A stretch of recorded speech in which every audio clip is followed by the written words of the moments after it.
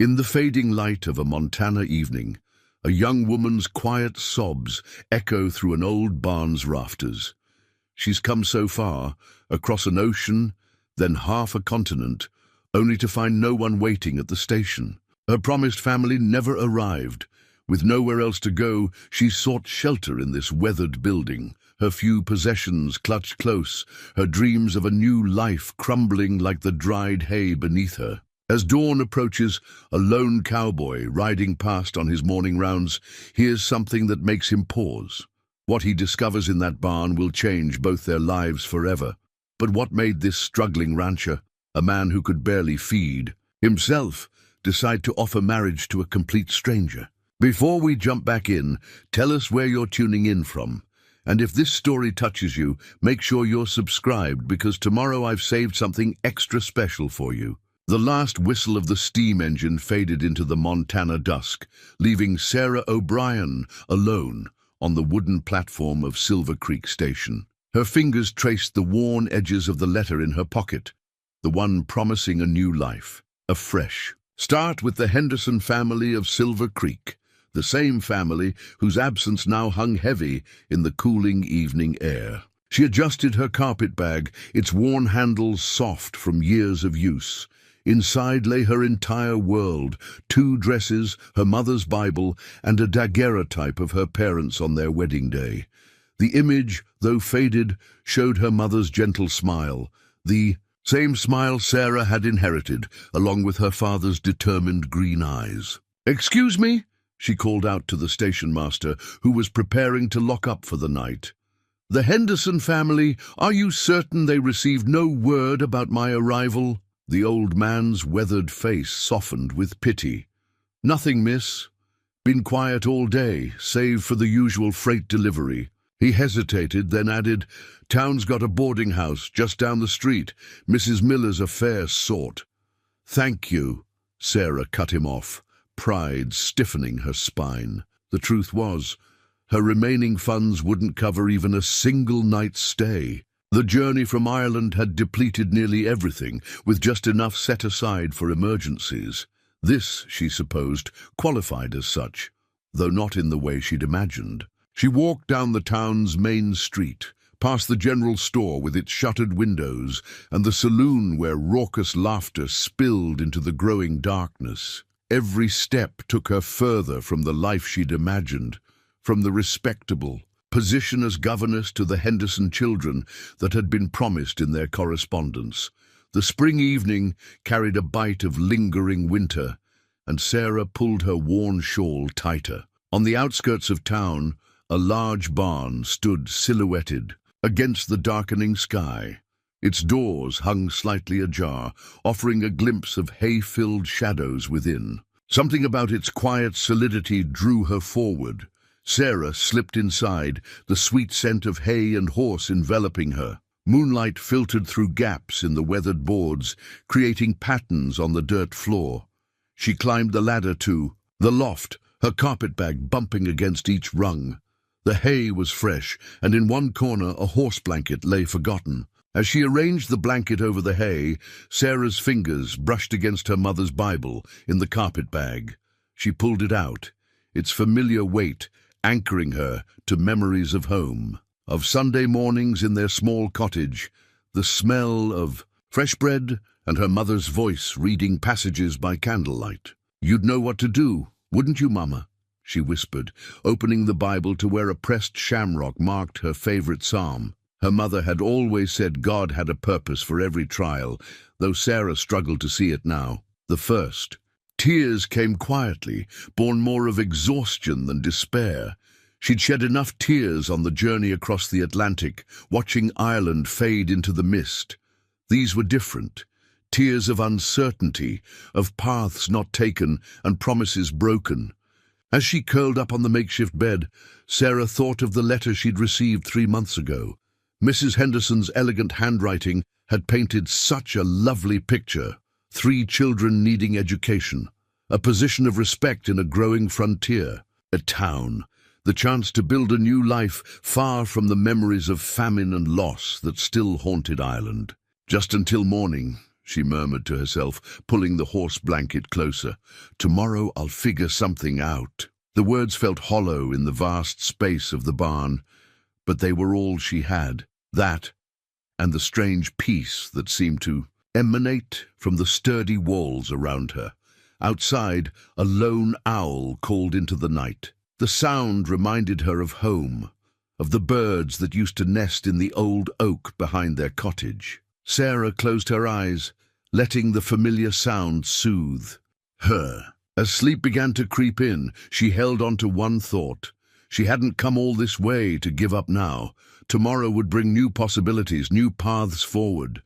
For now, though, she could rest, protected by the solid beams above and the soft hay. Beneath, the moon continued its arc across the sky, casting shifting shadows through the barn's slats. In her sleep, Sarah's fingers remained curled around her mother's Bible, its pages holding not just prayers, but pressed flowers from home, letters from her sister in Dublin, and the last tangible connections to the life she'd left behind.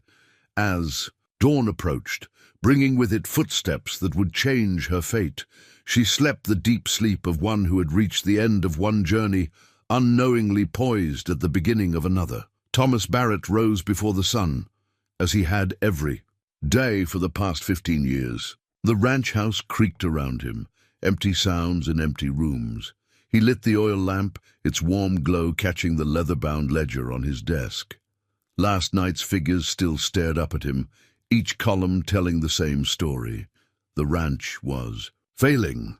He pulled on his boots, worn smooth at the heels, and took his father's old pocket watch from its place beside his bed. The gold was tarnished now, but the mechanism still kept perfect time.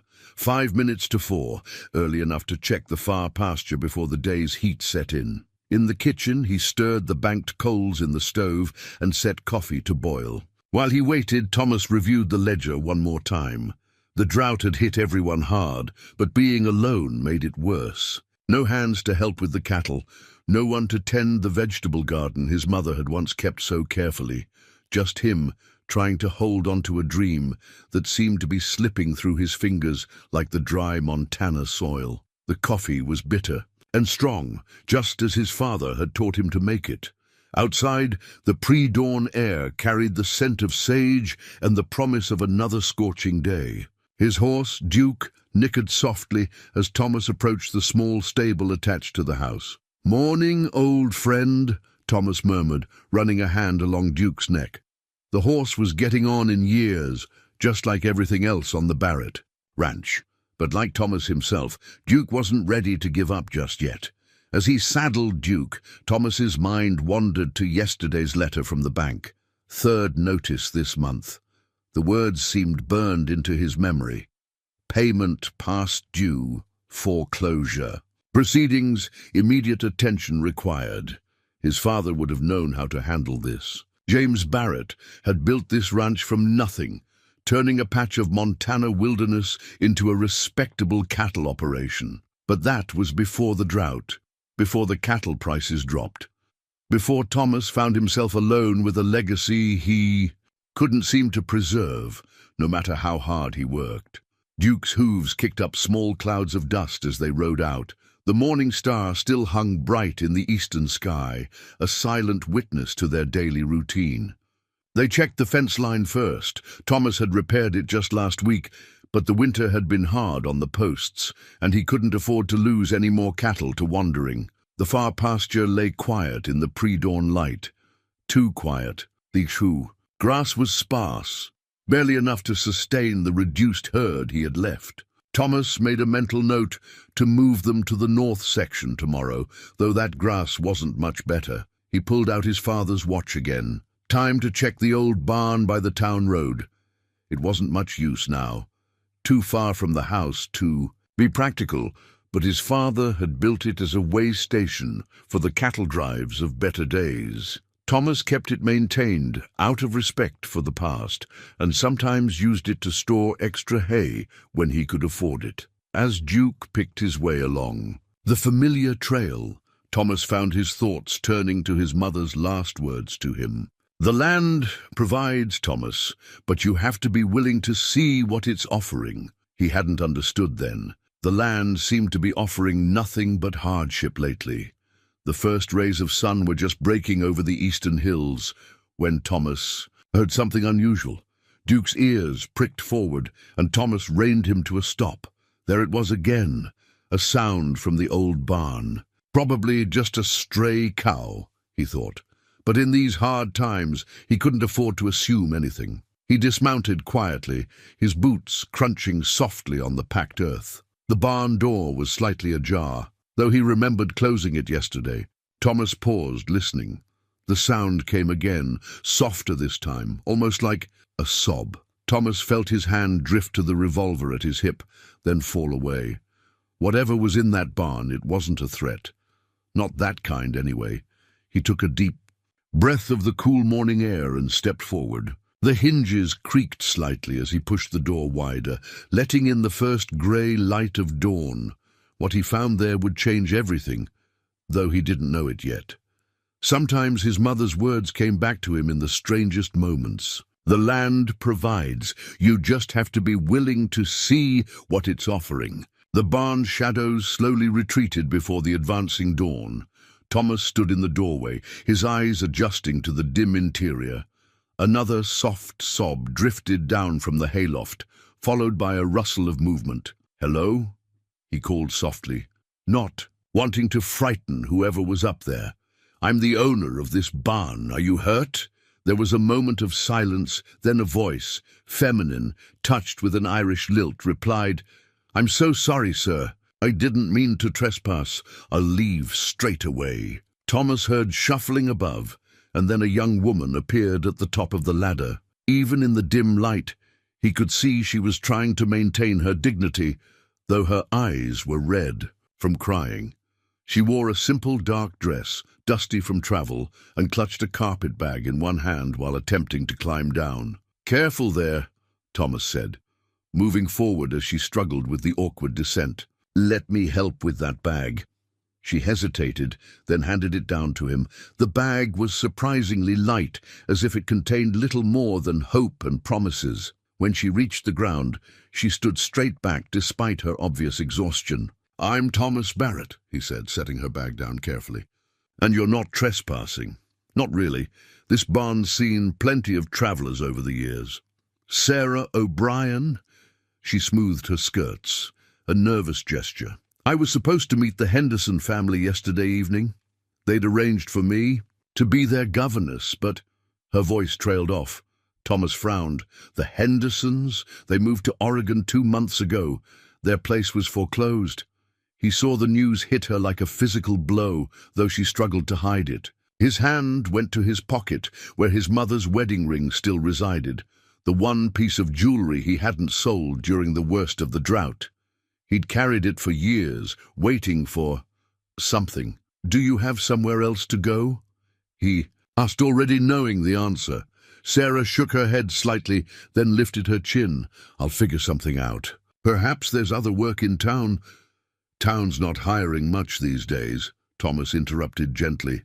"Droughts hit everyone hard." He paused, thinking of the empty ranch house, the endless silent meals, the work that never seemed to end. Though she looked at him questioningly, and Thomas suddenly felt the weight of what he was about to propose. It was crazy, really, the kind of thing his father would have called reckless. But then James Barrett had always said, opportunity didn't announce itself with trumpets. It whispered from the shadows of ordinary days. "Miss O'Brien," he began, then started again. "Sarah, I have a ranch, about 2 miles from here. It's not much and times are hard, but—" He took a deep breath. "I could use a wife, someone to help work the land, keep the books, share the load." Her eyes widened, and he hurried on. "I know it's not what you came here for. I'm not offering romance or riches. Just a fair partnership, a chance for both of us to make something work." Sarah was silent for a long moment, studying him in the growing light. "You don't know anything about me," she said finally. "I know you're brave enough to cross an ocean on a promise," Thomas replied. "I know you kept your dignity even when that promise fell through. And I know my ranch needs more than just my 2 hands to survive. He pulled out the ring, its gold catching the first real light of day. It was my mother's. She was Irish too, as it happens. Sarah looked at the ring, then at the lightening sky outside the barn doors. A partnership, she said slowly, testing the word, not a romance. Just 2 people helping each other make a life, Thomas agreed. Though I should warn you, the ranch is in trouble. Bank's been sending notices. It won't be easy. A ghost of a smile touched Sarah's lips. Mr. Barrett, I left Ireland during the famine. I know about not easy. She held out her hand then, not for the ring, but to shake his. A partnership then. Though we should do this properly with a preacher and witnesses. Thomas felt something unlock in his chest. A door he hadn't realized was closed. Reverend Mills lives just up the road. He's usually up early to tend his chickens. He picked up her carpet bag. Shall we? Sarah nodded, and together they stepped out of the barn into the full dawn light.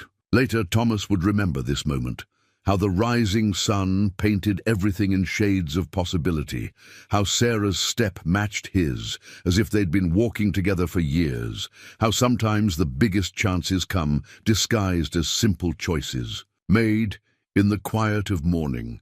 The morning mist still clung to the grass as Thomas and Sarah walked the dirt path to Reverend Mills's house. Duke followed behind, his reins loose in Thomas's hand, his hoofbeats marking a steady rhythm to their silence. Each step felt both momentous and ordinary, the paradox of life-changing decisions made in the quiet hours before the world fully wakes. Sarah clutched her mother's Bible close. She'd taken it from her carpet bag before Thomas secured the rest of her belongings to Duke's saddle. Its familiar weight anchored her as thoughts tumbled through her mind. The absurdity of marrying a stranger, the practical wisdom of the arrangement, the strange sense of rightness that she couldn't quite explain. Reverend Mills is a good man, Thomas said suddenly, breaking the contemplative quiet.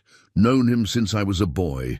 He helped my family through some hard times after my mother passed. Sarah nodded, appreciating how he offered these small pieces of himself, building a bridge between strangers. My father was a minister, she shared in return, small parish in County Cork. He always said God works in practical ways, if we're wise enough to see them. Thomas glanced at her, a smile touching the corners of his eyes. Sounds like something my mother would have said. She had a way of finding providence in everyday things. They crested a small hill, and a modest white house came into view. Smoke already rose from its chimney, and in the yard, a tall man in a black coat scattered feed to a flock of chickens. He looked up at their approach, surprise flickering across his weathered features. Thomas Barrett, he called out, you're about the last person I'd expect to see at this hour, and with company, no less. Morning, Reverend, Thomas replied, removing his hat. We've come with an unusual request. The Reverend's eyes moved from Thomas to Sarah, then to the Bible she held. Understanding dawned in his expression. Perhaps you'd both better come inside. Martha's just put coffee on. Inside, the house was warm and smelled of fresh bread. Mrs. Mills, a small woman with kind eyes, took one look at Sarah and disappeared upstairs, returning moments later with a brush and a few pins. Can't have you getting married with hay in your hair, dear, she said matter-of-factly, leading Sarah to a corner of the kitchen, while Mrs. Mills gently worked the tangles from Sarah's dark hair. Reverend Mills sat at the kitchen table with Thomas, their heads bent over a piece of paper. Sarah caught fragments of their conversation, legal requirements, witness signatures, the necessity of publishing bans under normal circumstances. Though I suppose, the Reverend was saying, these aren't exactly normal circumstances. He looked up, catching Sarah's eye. My dear, are you quite certain about this? Marriage is not a decision to be made lightly. Sarah met his gaze steadily. No, sir, it's not. But sometimes the right decision doesn't need much time, only clarity. The Reverend nodded slowly, something like approval warming his expression. Martha, would you fetch the good quill, the one we use for baptismal certificates? Mrs. Mills finished pinning Sarah's hair, now neatly arranged despite its simplicity. "There," she said softly. "Every bride deserves at least this much fuss." Even at dawn, they gathered in the Reverend's small study.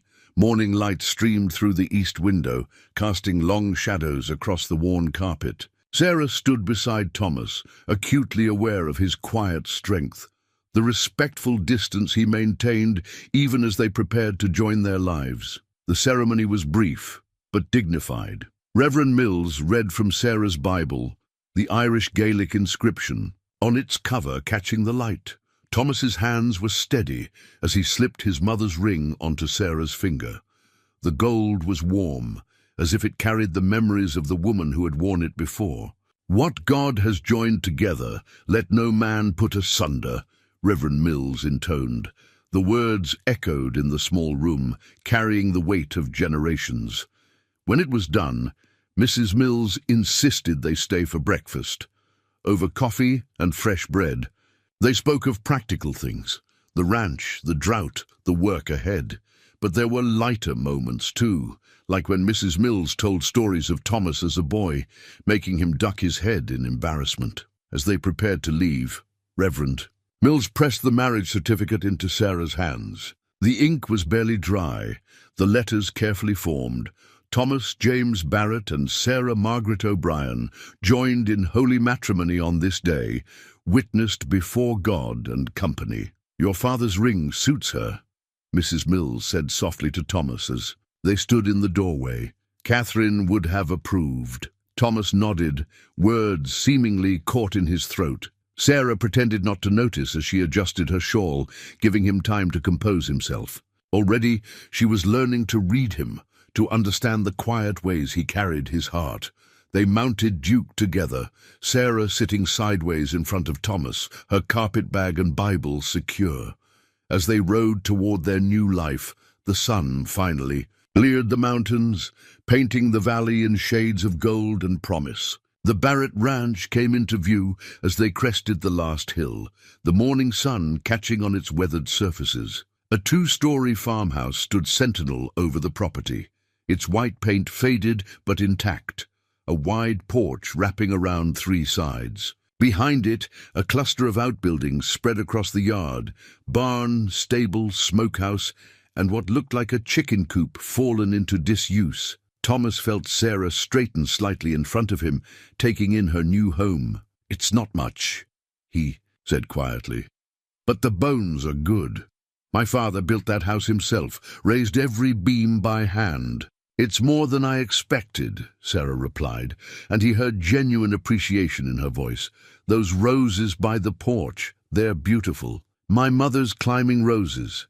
About the only thing that thrives without much tending." He guided Duke through the gate, adding, "though they haven't been pruned properly in years." As they dismounted, Sarah's eyes swept across the property with what Thomas recognized as a practical assessment rather than mere curiosity. She noted the vegetable garden, now mostly bare earth, and the empty clothesline strung between two posts. "The well?" she asked, already thinking of daily needs. "Just there, behind the house. Water's sweet and hasn't failed yet, even in the worst drought years." He lifted her carpet bag from Duke's saddle. "Shall I show you inside?" The house was cool and dim after the morning brightness. Thomas led her through the front room, with its stone fireplace and his father's old armchair, into the kitchen. Here, signs of bachelor living were most evident. Dishes stacked haphazardly, coffee cups left on every surface, ledgers and papers scattered across the table. Sarah set her Bible down gently, then rolled up her sleeves. The gesture was so natural, so matter-of-fact, that Thomas felt something catch in his throat. How long had it been since someone besides himself had moved purposefully through these rooms? "The stove works well," he offered, "though it pulls to the left. You have to watch the heat on that side. And where do you keep your flour? Sugar?" She was already opening cupboards, creating a mental inventory. "Oh, and I saw a pump by the back door. Does it work, or do we need to haul from the well?" "Pump works fine in warm weather. Flour's in the barrel by the pantry." He watched as she nodded, filing away each piece of information. Would you like to see the rest of the house?" Upstairs, he showed her the bedrooms, his parents' old room, now thick with dust, and his own sparse chamber with its narrow bed and wooden chest. "You should take the main bedroom," he said quickly. "I'll stay in mine, or sleep downstairs if you prefer. There's a perfectly good cot in the study." Sarah's expression softened at his awkward gallantry. "Mr. Barrett, Thomas," she corrected herself. "We're married now. However unusual the circumstances, I don't expect you to sleep on a cot in your own home." He felt his ears redden. I want you to feel safe here, comfortable." "I appreciate that," she said quietly. "But comfort can mean many things, like knowing where one stands." She smoothed her skirt, a gesture he was beginning to recognize as a sign of gathering thoughts. "We agreed to a partnership. That means trust, doesn't it? And honesty?" Thomas nodded, unable to speak past the sudden tightness in his chest. "Then let's be honest. We're strangers who've made a practical arrangement, but we're also husband and wife before God and the law. I propose. We share the main bedroom, it's certainly large enough, and let time tell us what other arrangements might be needed." Her pragmatism, wrapped in dignity and grace, struck him speechless for a moment. Then he found himself smiling. "My mother would have liked you," he said simply. They spent the rest of the morning settling in. Sarah transformed the kitchen with swift efficiency, bringing order to chaos, while Thomas tended to the morning's ranch work. When he came in for dinner, lunch, she called it, he found fresh coffee brewing and the table cleared for a proper meal. "I found some salt pork and potatoes," she said, setting out plates. "Tomorrow I'll need to take a proper inventory, make lists of what's needed." "About that," Thomas said carefully, "funds are tight. The bank—" "I know," she interrupted gently. "I saw the notices in your ledger while I was clearing the table. We'll manage." She paused, then added, "I'm good with figures. Perhaps I could help with the books." Thomas looked at her, really looked at her, and saw not just the woman he'd married in haste that morning, but a true partner beginning to emerge. "I'd like that," he said.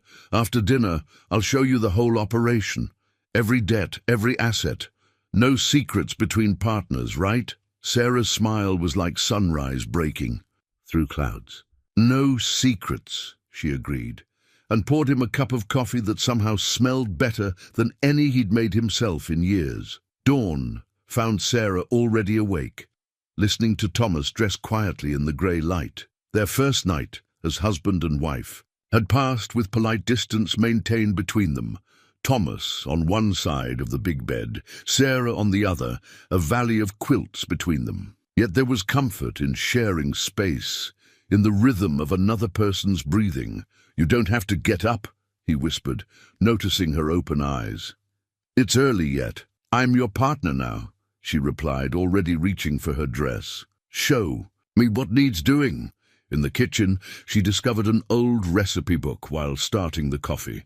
Its pages were stained with use and time, the handwriting varying between two distinct styles, his mother's and grandmother's, Thomas explained. She tucked that knowledge away, another piece of the family history she'd married into. The morning air held autumn's first hint as they walked to the barn together. Thomas showed her how to milk the two remaining cows, his hands covering hers, briefly to demonstrate the proper motion. Sarah's first attempts were clumsy, earning her a disapproving look from the older cow, but she persisted until she found the rhythm. "You're a quick study," Thomas observed, hiding a smile as she wiped milk from her cheek. "Had to be, growing up on a small farm in Ireland. Though we had goats, not cows." She patted the cow's flank. "But the principle's the same. Patience and respect for the animal." They moved through the morning chores together, Thomas teaching and Sarah absorbing. He showed her how to check the chicken feed for mold, how to tell when eggs were fresh, how to approach the horses without startling them. Each lesson came with a story. His mother's tricks for keeping rats from the feed, his father's method for breaking gentle horses. "Your family," Sarah ventured during a brief rest. "They built something beautiful here." Thomas leaned against the fence, looking out over the drought-stressed pasture. "They did. Wish you could have seen it in better days. The grass used to grow belly-high on the horses in that south meadow. It will again, Sarah said with quiet certainty. Land remembers what it can be. He glanced at her sharply, hearing an echo of his mother's wisdom in her words.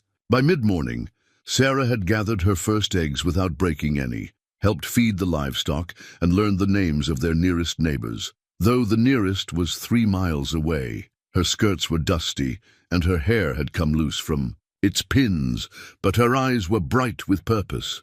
In the kitchen, she found herself humming as she prepared a late breakfast. The recipe book had yielded up a simple biscuit recipe, and soon the house filled with the scent of baking. Thomas came in from fixing a fence to find hot coffee, fresh biscuits, and his account books neatly stacked. "I hope you don't mind," Sarah said, gesturing to the books. "I started looking them over. Your mother had a good system. I recognized it from the way she noted recipes. Everything categorized, cross-referenced." Thomas sat heavily, accepting the coffee she offered. She taught school before marrying father, brought that organizing mind to everything she did. He paused. "You really think you can help with the books?" "I kept accounts for my father's parish," Sarah replied, sitting across from him. "And I've been studying your mother's notations. She was clever, see here." She opened one ledger, pointing to a series of small marks. "She used symbols to track which cattle came from which bloodlines. Makes it easier to see which breeds do better in drought years." Thomas stared at the marks he'd always assumed were just his mother's quirks. "I never knew that's what those meant. Sometimes it takes fresh eyes," Sarah said softly. "And speaking of cattle, I noticed the north. Pasture still has green grass near the creek bend. Why aren't the herd grazing there?" "Wolves," Thomas explained. "Lost 2 calves there last spring. Haven't had the hands to guard the herd that far out." Sarah nodded thoughtfully. "But if we had a way to protect them, that grass could get us through until the rains come." "We?" Thomas asked, something warming in his chest at the word. "We," Sarah confirmed firmly. "Partners, remember? Now tell me more about these wolves. In Ireland, we had ways of protecting sheep. Perhaps some of those methods could work here." As they talked through possibilities, the morning sun climbed higher, warming the kitchen and the fresh-baked biscuits between them. Outside, a meadowlark called, its song carrying across the ranch that was slowly, steadily becoming home to them both. A week of scorching days had turned the morning ritual of checking the almanac into a somber affair. Sarah stood at the kitchen window consulting the worn book's pages while Thomas sipped his coffee. The leather-bound volume, passed down through generations of Barretts, held decades of weather patterns, crop cycles, and handwritten observations. "Your father noted a similar drought in '89, she said, running her finger down a page of faded ink. 3 months without rain, then a deluge that nearly washed away the south fence. Thomas set down his cup. "I remember that year. I was 12. Father lost 20 head of cattle before the rains came." He joined her at the window, looking out at the dusty yard, where Catherine's roses drooped in the heat. "But this feels different, worse." Sarah nodded, turning to the current year's predictions. The spidery writing showed a pattern that made her stomach tighten, each month marked with less and less rainfall. "The Millers stopped by yesterday while you were mending the east fence. They're selling half their herd. Can't blame them. Feed's too expensive to ship in, and what grass is left won't last the month." Thomas ran a hand through his graying hair. "We should think about doing the same." "Not yet," Sarah said firmly, closing the almanac. "I've been studying your mother's books. The Barrett Ranch survived the drought of '89 because your father had alternative income. He let homesteaders graze their sheep on the north pasture for a fee." Thomas straightened. "Sheep? Father never mentioned—" "It's here in the ledger." Sarah retrieved the book from its shelf, opening to a carefully marked page. "See, grazing rights, North Quarter, April through September. The income helped them purchase feed for their own reduced herd until the rains returned." A memory stirred in Thomas's mind. Strange voices at the dinner table, his father discussing boundary lines over coffee, his mother counting unfamiliar coins by lamplight. "I was too young to understand then," he said slowly. "But you're right, we did survive." Before Sarah could respond, a distant rumble drew their attention. They rushed to the porch, hope rising at the sound, but the clouds on the horizon were wrong. Instead of the dark promise of rain, they carried the red-brown tint of a dust storm. "How long?" Sarah asked, already moving with purpose. "Hour, maybe less. Wind's picking up." Thomas was already heading for the barn. "I'll get the horses in. Can you close the shutters, wet the sheets for the windows, check the root cellar?" Sarah was tying on her apron.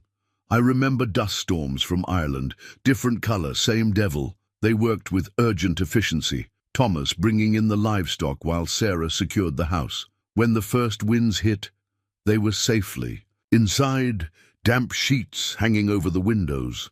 The storm raged outside, turning day to dusk, then near night.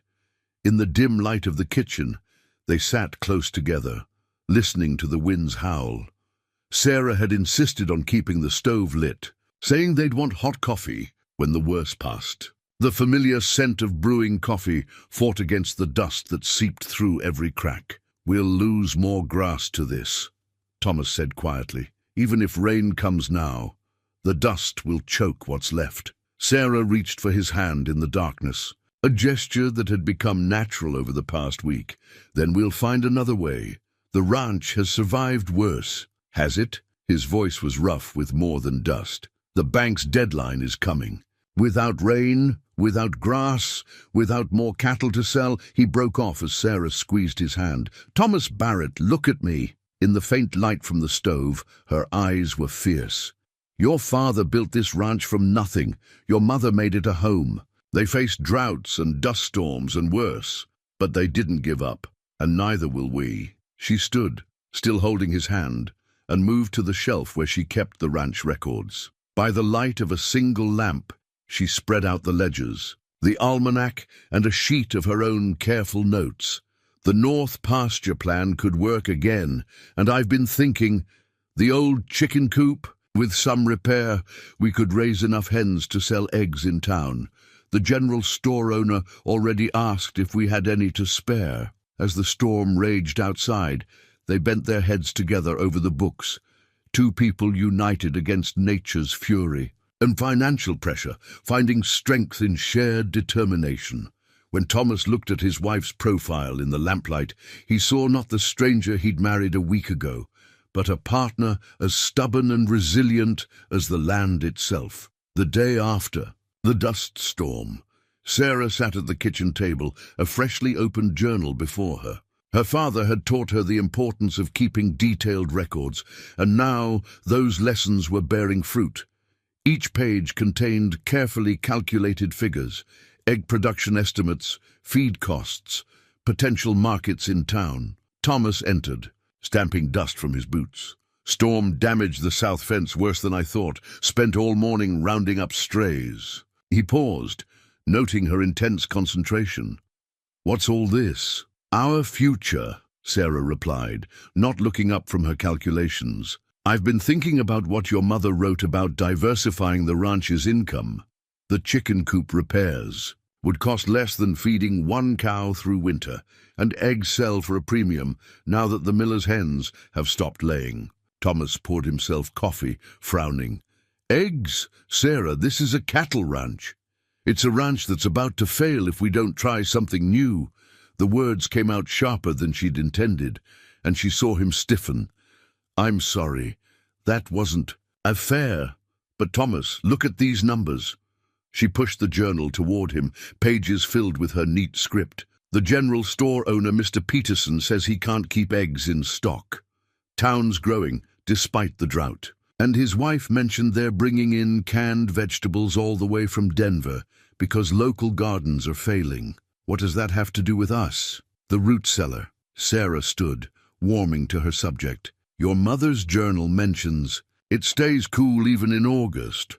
With proper shelving, we could grow and store vegetables through summer, sell them in fall when prices are highest." Thomas set down his coffee cup with deliberate care. "My father built this spread for cattle ranching. It's what we know, what we've always done. And how's that working now? The words hung between them, sharp as broken glass. A muscle ticked in Thomas's jaw. I need to check the north pasture. He turned toward the door, then stopped. Sarah, I know you're trying to help, but some things here, they're built on more than just numbers in a book.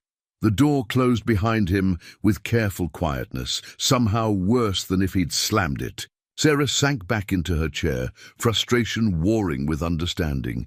She knew about pride, about holding on to what was known and trusted. Hadn't her own father held on to his tiny parish long after the famine had driven most of his congregation? To America or the grave? Her eyes fell on Catherine Barrett's recipe book, still open on the counter. Something caught her attention. A note in the margin beside a pickle recipe. Good price at harvest fair. Better than beef this year. Intrigued, Sarah began flipping through the book with new purpose. More notes emerged. Calculations for preserve quantities, lists of vegetables that stored well, records of prices received at various markets. This wasn't just a recipe book, it was a business ledger in disguise. When Thomas returned hours later, the sun settling into dusk, he found Sarah still at the kitchen table. But now, Catherine's recipe book sat beside her journal, and the table was covered with papers showing two different hands.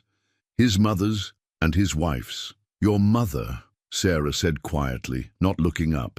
She did more than keep house, didn't she? These preserves, the extra eggs, the vegetables.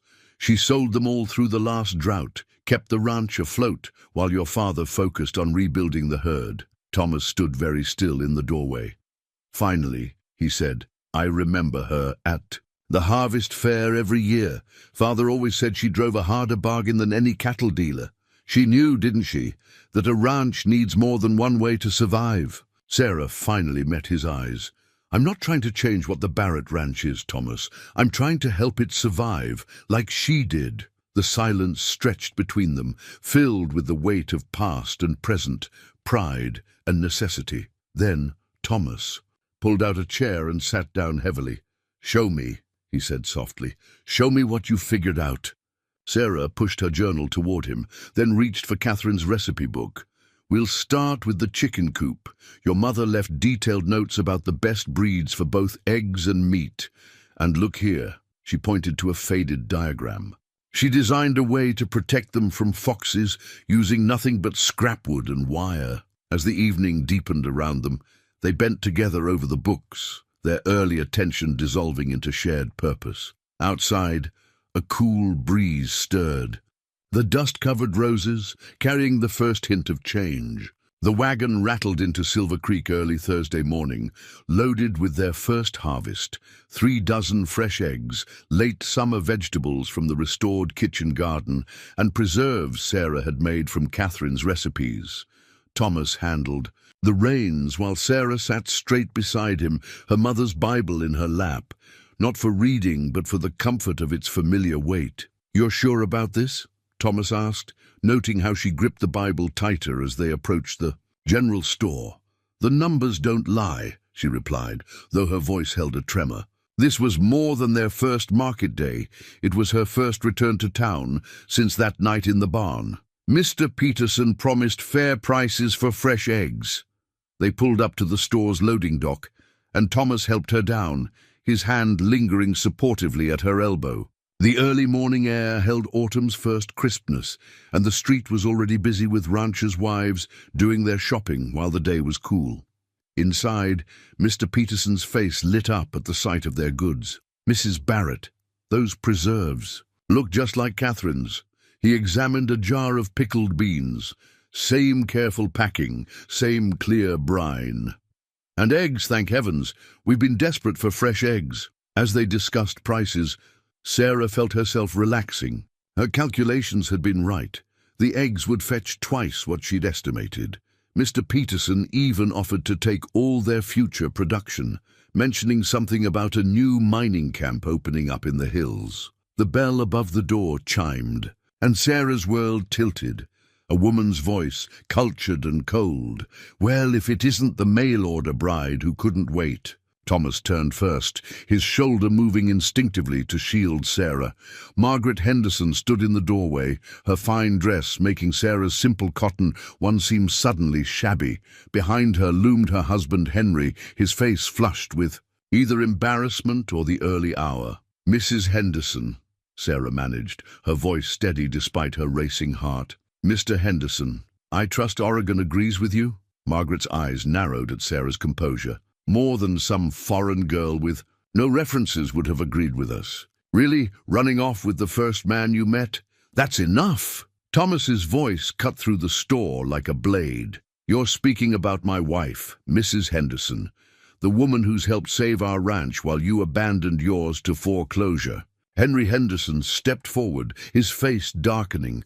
"Now see here, Barrett. No, you see here." Thomas's quiet tone carried more weight than any shout. "You left this woman stranded without so much as a note. She could have died that night, alone in a strange country. Instead, God led her to my barn, and I thank him every day for it." Sarah slipped her hand into Thomas's, drawing strength from his solid presence. "I'm sorry your plans changed, Mrs. Henderson, but mine changed for the better." Mr. Peterson, who had been watching with poorly concealed interest, chose that moment to speak up. "Speaking of better, Mrs. Barrett, these preserves are a blessing, just like your mother-in-law's used to be, Thomas. She always knew what the town needed before we did ourselves." The simple praise, delivered with perfect timing, seemed to deflate Margaret Henderson's righteous indignation. She looked around the store, taking in the respect in Mr. Peterson's voice, the quiet confidence in Sarah's stance, the protective way Thomas stood beside his wife. "Well," she said finally, her voice less certain, "I suppose everything worked out for the best." She turned to leave, then paused. Those preserves, are they really like Catherine Barrett's?" "Her exact recipe," Sarah replied softly. "Would you like a jar?" Something shifted in Margaret's face. A recognition, perhaps, of what she'd lost in her hasty judgment. "Yes," she said. "Yes, I would." After the Hendersons left, jar of preserves in hand, Sarah leaned against the counter, suddenly exhausted. Thomas wrapped an arm around her shoulders, and she felt the tension in his body matching her own. "You did well," he murmured. "Better than they deserved." Mr. Peterson, arranging their eggs in his cooler, called over his shoulder, "Your Catherine would be proud, Thomas. She always said the measure of a person shows in how they handle those who've wronged them." He straightened up, beaming at Sarah. "You'll do fine here, Mrs. Barrett, just fine indeed." On the wagon ride home, their profits, carefully counted and stored in Sarah's Bible, Thomas finally asked, "Would you have been happier with them?" In Oregon, Sarah looked at the land rolling past, drought-stressed but still beautiful, still fighting to survive.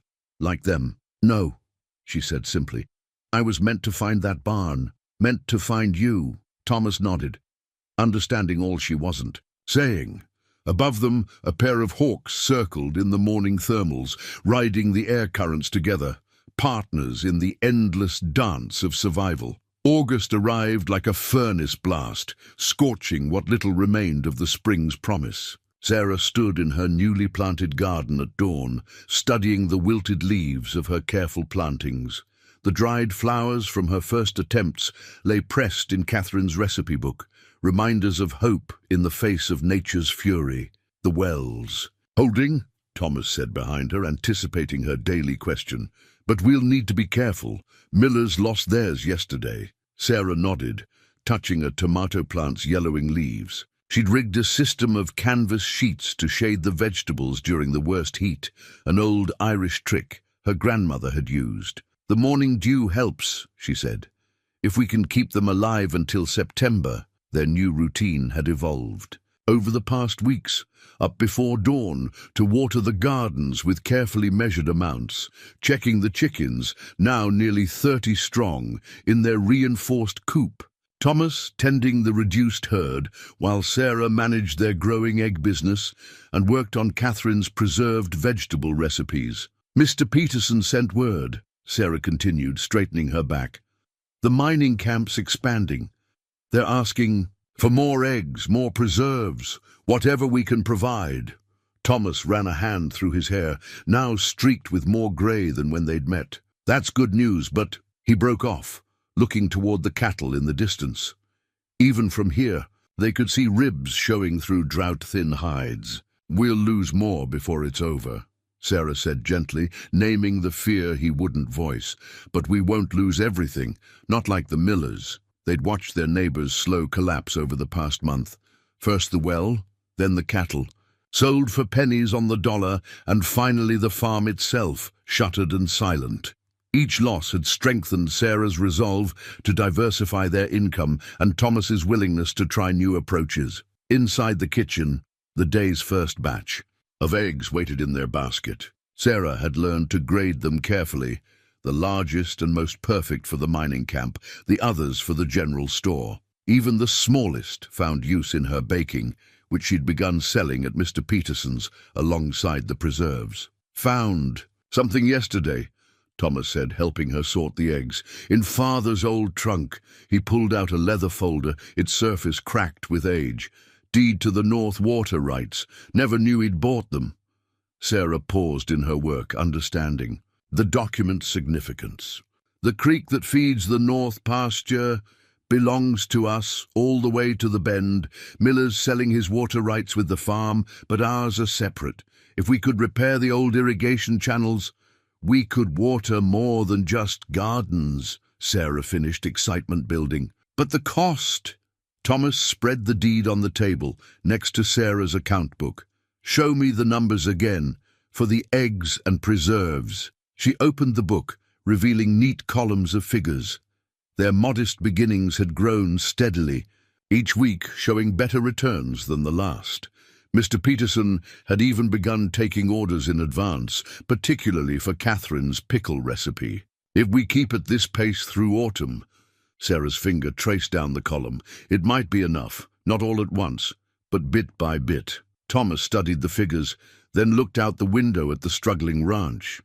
The contrast between the failing pastures and Sarah's carefully tended gardens struck him suddenly, one holding on through sheer determination and innovative care, the other withering under old methods. "Catherine used to say," he spoke slowly, "that sometimes you have to let something die back to let it grow stronger. Maybe this drought is showing us a new way forward." Sarah reached across the table, taking his work-roughened hand in hers. The gold of his mother's ring caught the morning light. "Not new," she corrected softly. "Your parents knew it too. That's why they bought those water rights, why your mother kept such careful records of her preserves. They understood about having more than one way to survive." Together they looked out at the land, their land now in all its struggling glory. The garden's canvas shades flapped in the hot wind, protecting tender plants beneath. Chickens scratched, in their reinforced yard, safe from predators, and in the distance the North Creek glinted like a promise. "We'll make it work," Sarah said, her voice carrying the same quiet determination that had brought her across an ocean on a promise. "Not just survive, thrive." Thomas squeezed her hand, feeling the strength in her slender fingers. "Yes," he agreed, "we will." And for the first time since the drought began, he truly believed it. The harvest moon hung low and golden over the Barrett ranch, casting long shadows across the yard where Sarah and Thomas worked in comfortable silence. Their first profit ledger lay open on the porch steps, its pages filled with more black ink than red. Inside, the kitchen shelves boasted rows of preserved vegetables, their glass jars gleaming in the lamplight. "Last batch," Thomas announced, setting down a crate of late tomatoes. The vines had finally surrendered to autumn's chill, but not before yielding a surprising bounty, protected through summer by Sarah's careful tending. "These will fetch a good price," Sarah said, examining a particularly fine specimen. "The mining camp's cook sent word they're especially keen on my tomato preserves." She didn't add that they were Catherine's recipe. That went without saying now. Thomas watched her work, noting how confidently she moved through what had been his mother's kitchen, Sarah had made it her own these past months, yet somehow kept Catherine's spirit alive in every jar she filled, every loaf she baked. The thought stirred something warm in his chest. "We should go to the harvest fair," he said suddenly, "like Mother used to.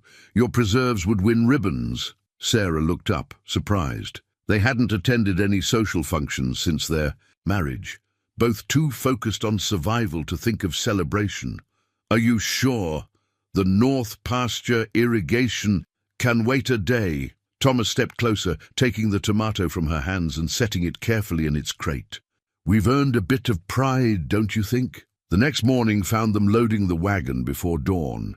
Sarah had spent half the night selecting her best preserves, arranging them in Catherine's old display basket. Thomas had polished the wagon until it shone, and even put on his good shirt, the one Sarah had mended so carefully after finding it in the back of their wardrobe. The fairgrounds buzzed with activity despite the lingering effects of the drought. Other ranchers had come too, drawn by the promise of community and the chance to forget their troubles for a day. Sarah felt Thomas's hand at the small of her back as they navigated the crowds, a gesture that had become natural somewhere along the way. "Catherine Barrett's girl," Mrs. Peterson called from her booth.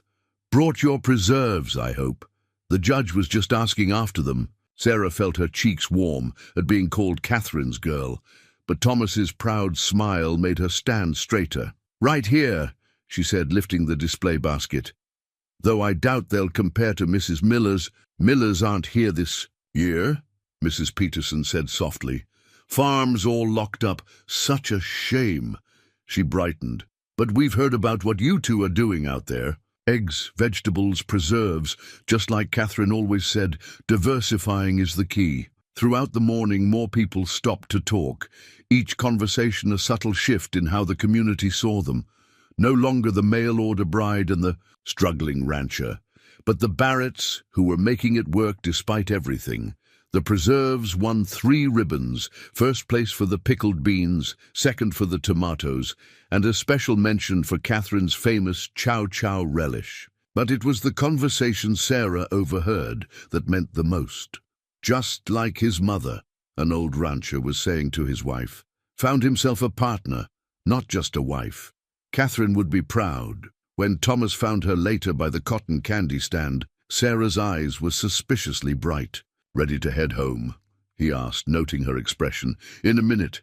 She was looking at the couples dancing to a fiddle's cheerful tune. "I was just thinking, we never had a proper wedding dance." Thomas followed her gaze, then held out his hand. "Mrs. Barrett," he said formally, though his eyes crinkled at the corners, "would you do me the honor?" They moved together, as if they'd been dancing for years, her head fitting perfectly against his shoulder. The fiddle played something slow and sweet, and around them the fair's lights blurred into a warm glow. "Thank you," Sarah whispered, "for the dance, for finding me in that barn, for taking a chance on a stranger." Thomas pulled back just enough to look at her face, seeing not the frightened woman he'd discovered that dawn, but the partner who had helped him save his family's legacy, who had become family herself, somewhere between the dust storms and the harvest moon. "Sarah," he said softly, then stopped, the words catching in his throat. But she understood, as she always did now. Standing on tiptoe, she kissed him, there. First real kiss, tasting of cotton candy and possibility. Around them, the harvest fair continued its cheerful bustle, but they danced on, lost in the moonlight and the knowledge that sometimes the greatest crops grow from the hardest seasons. The first snow came early that year, blanketing the Barrett ranch in pristine white. Sarah stood at their bedroom window, watching Thomas break ice in the cattle troughs, a ritual that would become familiar in the months ahead. On their bed lay her latest project, a quilt she'd been piecing together, from scraps of fabric, each square holding its own story. There was the faded blue cotton from her first dress in America, the sturdy denim from Thomas's old work shirt, and best of all, the preserved pieces of Catherine's aprons that they'd found in the attic. Sarah's fingers had worked late into the nights, stitching their growing love story into something tangible and warm. "Storm's coming," Thomas announced, stamping snow from his boots as he entered their room. Johnson's boy rode by with the warning. "Could be 3 days of it." Sarah nodded, already mentally cataloguing their preparations.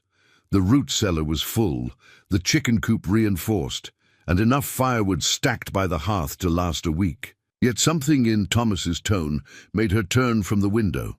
"What is it?" He smiled slightly, still amazed at how well she read him now. "Found tracks by the north fence.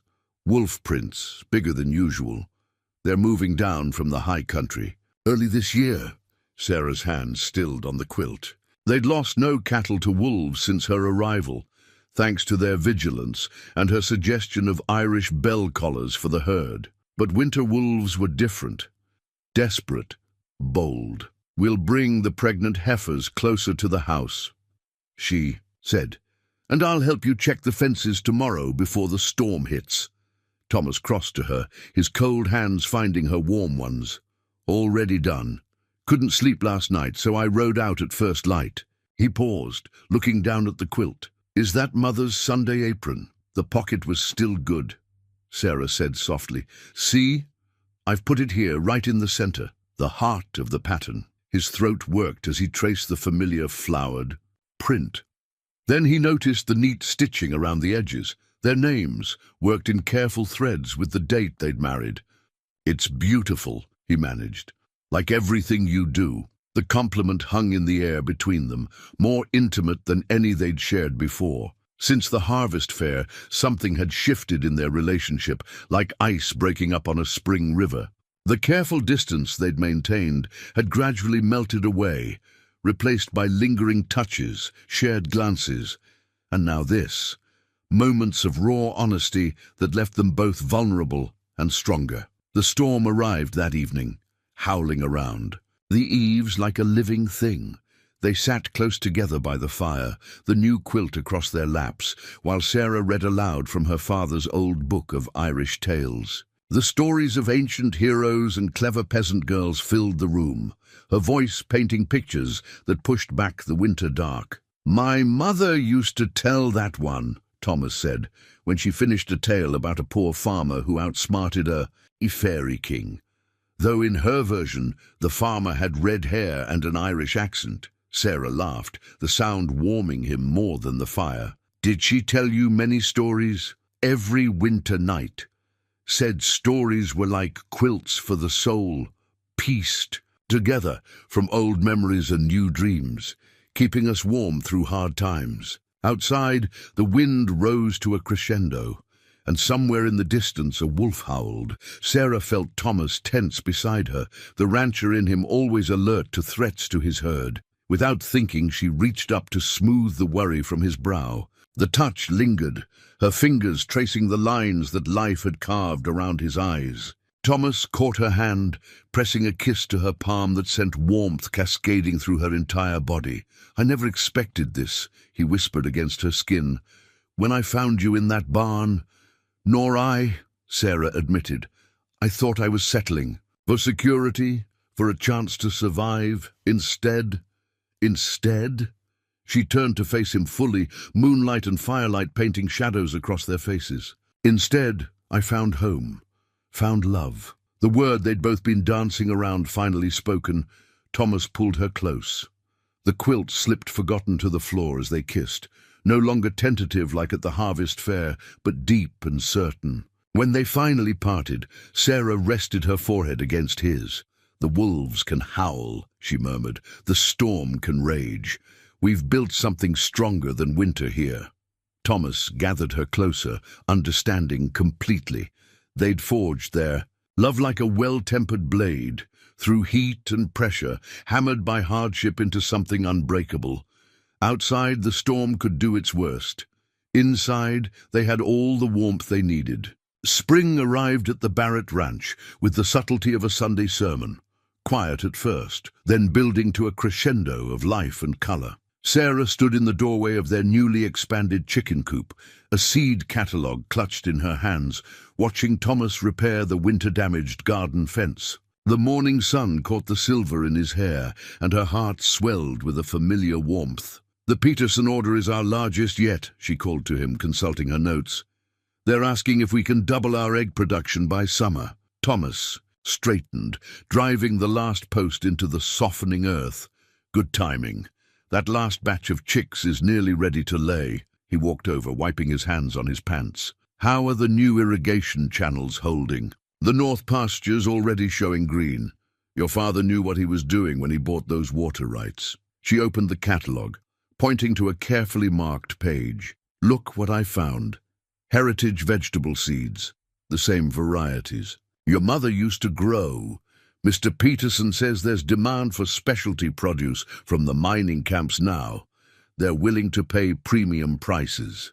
Thomas studied the page, his arms settling naturally around her waist. The easy intimacy of the gesture still thrilled her, even after their winter of growing closer.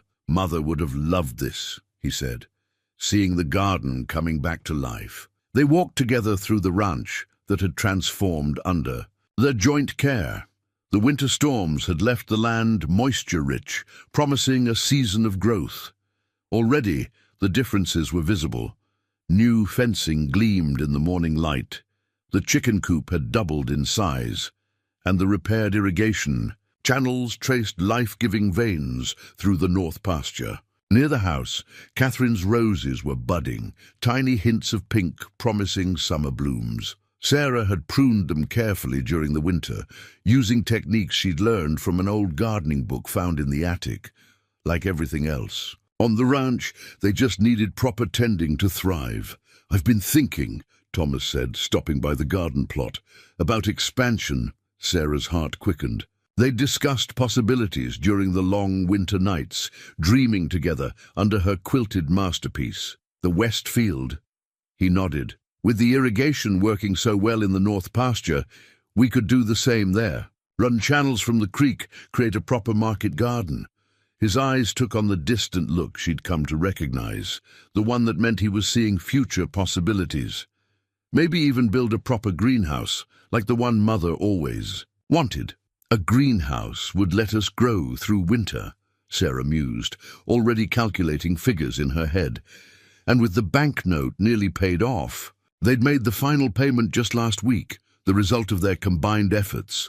Sarah's eggs and preserves, Thomas's careful management of the reduced but healthier herd, and their shared determination to honor the legacy they'd inherited while building something new. "There's something else," Thomas said, reaching into his pocket.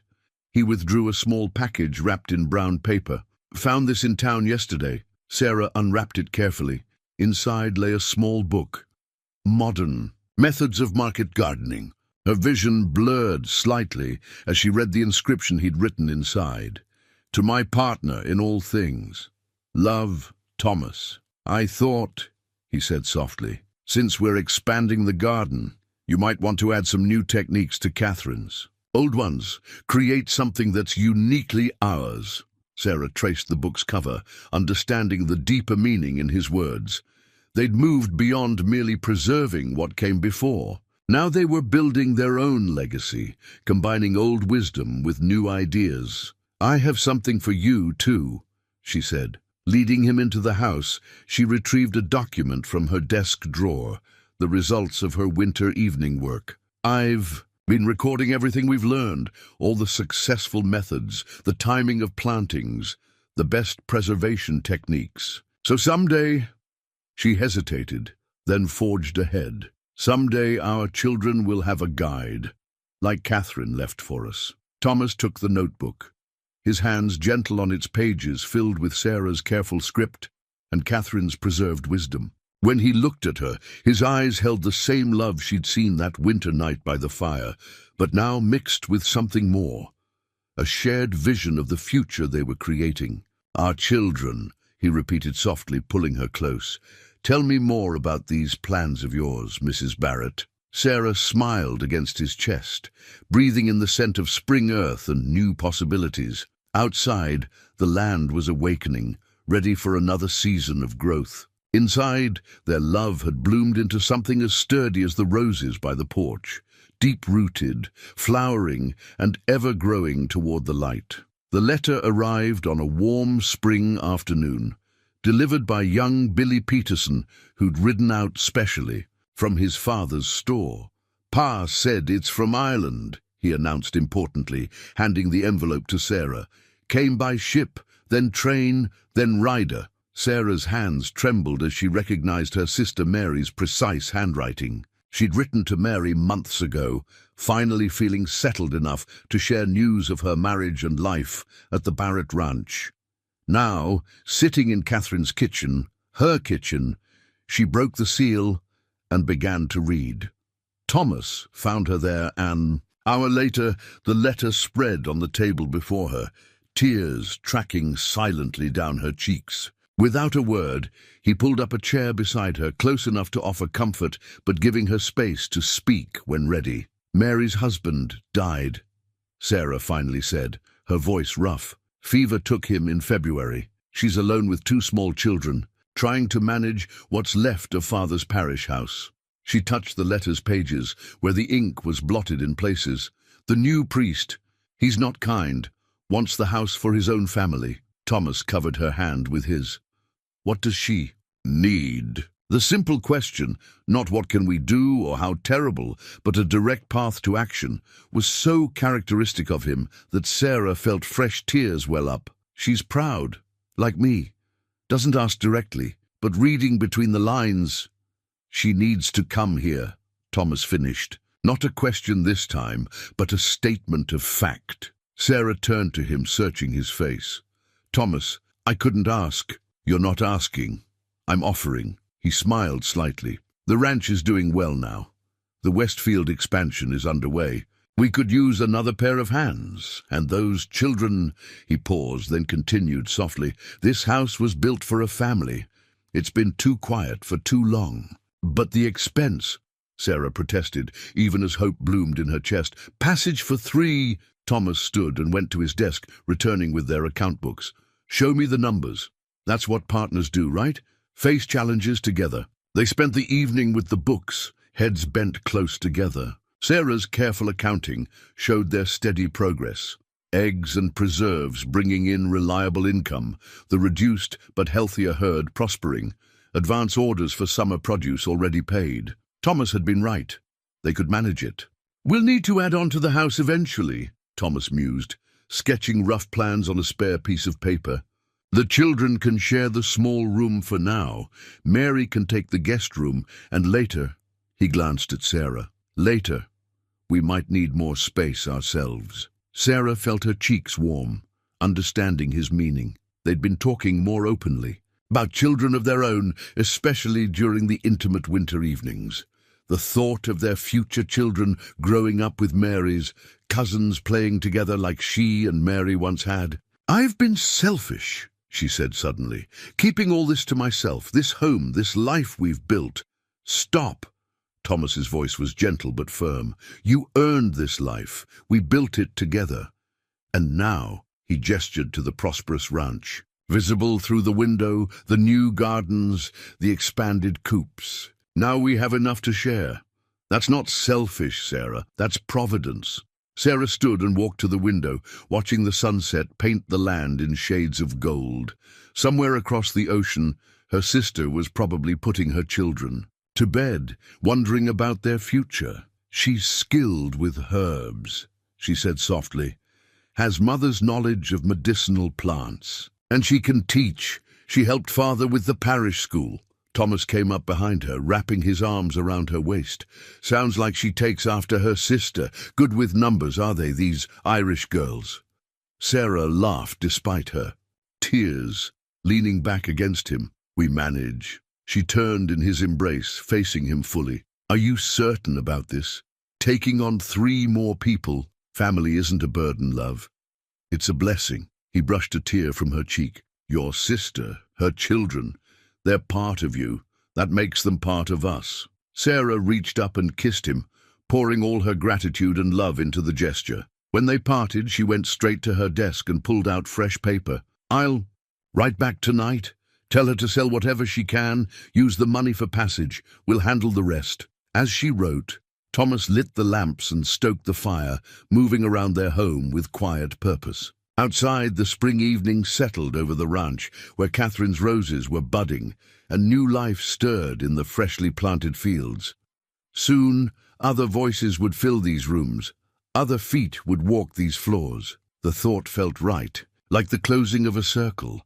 The mail-order bride who had found love in a barn now offering sanctuary to others, turning a house built for family back into a home. The station platform at Silver Creek looked different in summer sunshine than it had that fateful evening a year ago. Sarah stood beside Thomas, shading her eyes against the bright Montana sky, watching for the train that would bring her sister and nieces into their expanding world. "Train's running on time," Thomas said, checking his father's pocket watch. "Should be here any minute." Sarah smoothed her best dress, the one she'd sewn from fabric Thomas had surprised her with after their last successful market day. So much had changed since her own arrival. The frightened woman who'd slept in a barn was now a respected rancher's wife, waiting to welcome her own family to a prosperous home. The train's whistle split the air, and Sarah's heart leaped. Thomas squeezed her hand as the locomotive rounded the bend, steam billowing white against the blue sky. "Ready?" he asked softly. Before she could answer, the train was slowing, brakes squealing against iron rails. And there, a pale face at a window, followed by two smaller ones. Mary. Time seemed to blur. Later, Sarah would remember fragments. Mary's cry of recognition, the children's wide-eyed stares, Thomas quietly handling the luggage while the sisters clung to each other. Little Catherine, named for their mother, was 6 now, Michael just 4, both of them sun-browned from the long journey.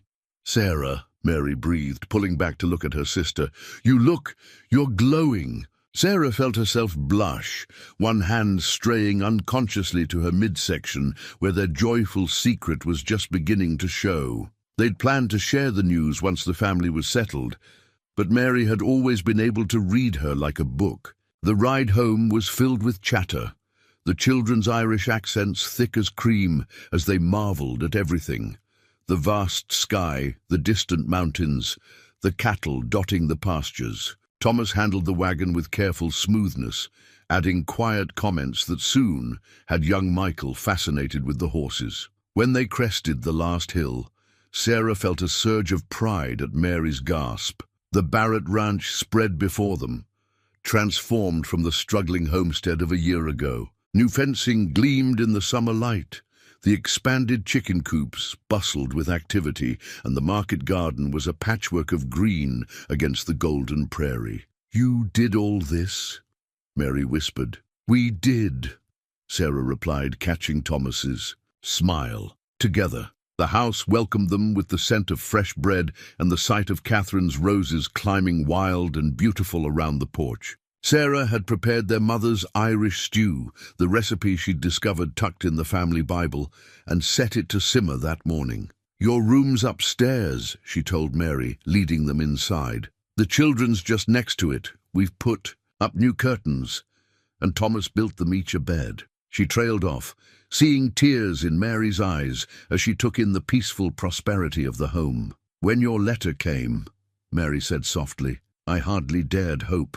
After James died," she straightened her shoulders, "but I won't bring sadness to this day. Look at this place, Sarah. Look what you've built." "What we've built," Thomas corrected gently, entering with the last of the luggage. "And we'll keep building. Mary, Sarah tells me you know about medicinal herbs?" Mary nodded, surprised by the question.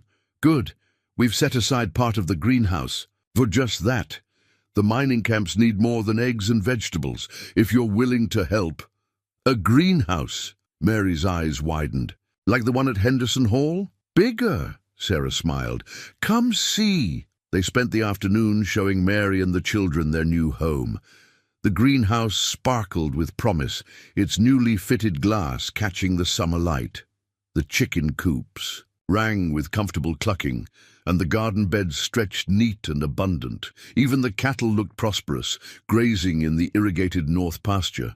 Little Catherine fell in love with a newly hatched clutch of chicks, while Michael trailed after Thomas, asking endless questions about horses. Mary's practiced eye noted the herbs already growing in the greenhouse's medicinal section, and soon she and Sarah were deep in discussion about expanding the selection. That evening, they gathered for dinner around the big kitchen table, the one that had seemed so empty when Sarah first arrived. Now it felt right, filled with family voices, Irish blessings mixing with American dreams. Thomas sat at the head, his quiet pride evident in every glance at the expanded family. After the meal, as twilight painted the sky in purple and gold, they sat on the porch, watching the children chase fireflies in the yard. Mary's hands were busy with mending. She'd insisted on contributing immediately, while Sarah worked on a new quilt, this one sized for a cradle. "I understand now," Mary said softly, "why you wrote that God led you to that barn. This isn't just a marriage, is it? It's a miracle." Sarah looked at Thomas, who was teaching Michael how to whistle through a blade of grass, and felt the gentle quickening of new life within her. "No," she agreed, "it's not just a marriage, it's a future." Above them, the first star appeared in the deepening sky, a single point of light promising guidance, just as it had that night when a frightened girl sought shelter in a stranger's barn. But she wasn't frightened anymore, and the barn wasn't. Strange and love, it seemed, could grow as naturally as roses climbing toward the sun. Dawn painted the old barn in shades of memory, its weathered boards glowing golden in the early light. Sarah stood in the doorway, one hand resting on her now visible pregnancy, remembering another morning a year ago when she'd huddled in the hayloft, alone and afraid, thinking deep thoughts. Thomas's voice came soft behind her, and his arms slipped around her waist, cradling both her and their growing child. "Remembering," she replied, leaning back against him. "Did you ever imagine that morning that we'd be here like this?" "I imagined something," he said, his voice thoughtful. "Not this exactly. Something smaller, safer maybe, but you've always had a way of exceeding my imagination, Mrs. Barrett." The sound of hoofbeats interrupted them, Mary riding up on the gentle mare Thomas had trained for her, the children secure in the small cart behind. "The Reverend and Mrs. Mills are on their way," she called, "and I saw dust from other wagons on the road." They'd planned this day carefully, this celebration of not just their anniversary, but the life they'd built together. The old barn had been cleaned and decorated, Catherine's roses woven into garlands that hung from the rafters. Sarah had baked enough to feed half the county, and Mary's herb garden had provided flowers for every surface. "Time to get ready," Mary announced, shooing Thomas away. "You're not supposed to see the bride before the ceremony, even if she's already your wife." Thomas laughed, but obediently turned toward the house. "I'll check on the preparations," he called over his shoulder. "Try not to fall in love with any other wandering cowboys while I'm gone." "Too late," Sarah called back. "Already found. The one I want." Inside the barn, Mary helped Sarah change into her new dress, cream-colored cotton, simply cut to accommodate her growing shape, but beautifully embroidered with tiny roses along the hem and sleeves. "You did this," Sarah said, touching the delicate stitching. "When did you find the time?" "While you were sleeping," Mary smiled. "Being up with morning sickness gave me plenty of quiet hours to work." She stepped back, evaluating her handiwork. "There. Now you look like what you are. A woman who turned a moment of desperation into a lifetime of joy." The guests arrived. Steadily. The Petersons, neighboring ranchers, friends made over the past year. Each arrival reminded Sarah of how much had changed, how deeply rooted they'd become in this community. Young Catherine and Michael darted between the adults, proudly showing off their barn to anyone who would listen. When Reverend Mills arrived, his wife carrying the same Bible they'd used a year ago, Sarah felt tears threatening. But these were different from the desperate tears she'd shed that first morning. These were tears of completion, of circles closing and new ones beginning. Thomas waited for her at the front of the barn, where morning light streamed through the hayloft window. He wore his best suit, but Sarah noticed with love that his boots were still dusty from morning chores. Some things shouldn't change, dearly. "Beloved," Reverend Mills began, his voice carrying to the rafters where barn swallows nested peacefully. "We gather today not to join these two in marriage, for God and circumstance did that a year ago in my kitchen at dawn, but to celebrate the love that grew from that practical beginning." Sarah and Thomas had written their own vows for this ceremony, words crafted from a year of shared experiences and deeper understanding. "Thomas," Sarah spoke first, her voice clear and strong, "I came to you a stranger, seeking shelter. You offered partnership when I needed it most, but you gave me so much more, a home, a future, a love I never dared to imagine. I vow to keep building this life with you, to face whatever comes with the same strength and grace you've shown me." Thomas's hands tightened on hers. "Sarah, you found me when I was lost, though I didn't know it. You brought life back to this ranch, back to my heart.